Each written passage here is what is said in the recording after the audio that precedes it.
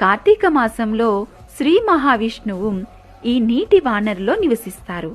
అందుచేత నదుల్లో పుణ్యస్నానం ఆచరించిన వారికి సుఖ సంతోషాలు, శ్రేయస్సు మరియు ఆరోగ్యం కూడా లభిస్తాయి. కార్తీక మాసంలో సముద్ర స్నానం లేదా నది స్నానం చేసేవారు అశ్వమేధ యాగం యొక్క ఫలితాన్ని పొందుతారు. కార్తీక స్నానాన్ని ఆచరించిన తర్వాత దీపాలు వెలిగించటం మన ఆచారం.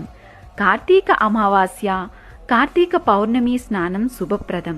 కార్తీక మాసంలో 30 రోజులు కూడా చాలా ముఖ్యమైనవి.